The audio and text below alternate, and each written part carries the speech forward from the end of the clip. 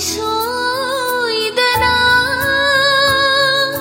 shanti gilai khol oi halani khan lakhi dare ngashidi khik lakhi re shanti irik sulai ko